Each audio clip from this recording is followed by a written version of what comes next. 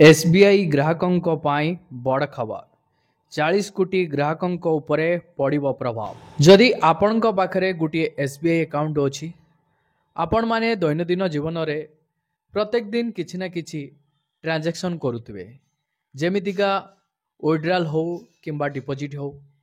ता सहित आपण मानकर एही एसबीआई अकाउंट टी को यूपीआई रे ऐड करी आपण माने ट्रांजैक्शन मध्य करुथिबे एवं आपण माने नुआ करी जदि एसबीआई रे अकाउंट खोलिया पई प्लानिंग करूचंती, एही खबर आपण मानक पई बहुत गुरुत्वपूर्ण अटे।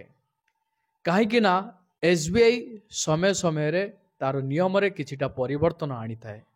जदि आपण माने एही नियम गुडी को बुझिबेनी जानिबेनी ताहाले आपण माने अनेक सारा समस्यार मध्य सम्मुखीन हेबे।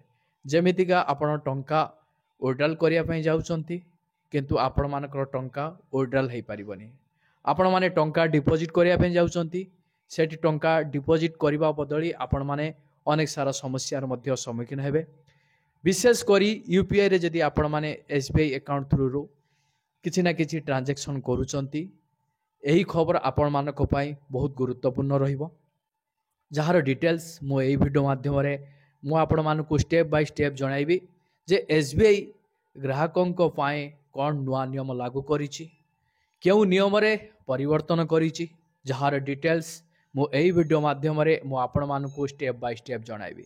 सेथिपाई आपण वीडियोटी को शेष पर्यंत देखंतु बिना स्किप रे, जहा फल रे आपण जानि परिबे बुझि परिबे। जदि चैनल रे नुआ करी आपण वीडियोटी देखुथांती ताहाले वीडियो को लाइक करी चैनल को सब्सक्राइब करी पाखरे थिबा घंटी चिन्ह को दबाई दियंतु, कारण सरकार तरफ नुआ नुआ अपडेट आपण आग जानिबा को पाइबे। स्टेट बैंक निजर इमिडिएट पेमेंट सर्विस जरिया रे ऑनलाइन रे टंका पठेइबा नियम रे बड़ परिवर्तन आनिबा को जाउछि। एही परिवर्तन खास करी रिटेल कस्टमर को पाई रहिबो। एहा सह कॉर्पोरेट कस्टमर को पाई मध्य एही नियम सेप्टेम्बर 8 तारिख रु लागू हेबो, जहा द्वारा कि एसबीआई रो 40 कोटी यूजर्स प्रभावित हेबे। आपण मानकर एसबीआई रे अकाउंट अछि कि? जदि आपण मानकर एसबीआई रे अकाउंट अछि तेबे आपण को पाई आसीची बड़ खबर। देशर सबुठु बड़ सरकारी बैंक एसबीआई निजर ऑनलाइन ट्रांजैक्शन नियम रे किछिटा परिवर्तन आनिबा को जाउछि, जहार सीधा सड़क प्रभाव एसबीआई ग्राहकों को उपरे पड़िबो। साधारणतः इमिडिएट पेमेंट सर्विस ऑनलाइन रे टंका पठेइबा पाई व्यवहार करा जाए, हेले एबे एथिपाई ग्राहकों को अधिक टंका देबा को पड़िबो।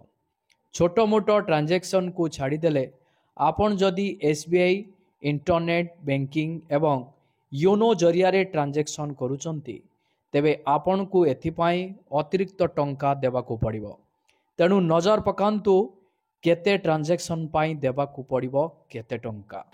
एक रे आपण मानकर 25,000 रु 1 लाख टंका पर्यंत ट्रांजैक्शन पाई 2 टंका प्लस जीएसटी देबा को पड़िबो। 3 रे 1 लाख टंका रु 2 लाख टंका पर्यंत ट्रांजैक्शन पाई 6 टंका प्लस जीएसटी देबा को पड़िबो। 3 नंबर रे 2 लाख टंका रु 5 लाख टंका पर्यंत ट्रांजैक्शन पाई 10 टंका प्लस जीएसटी देबा को पड़िबो।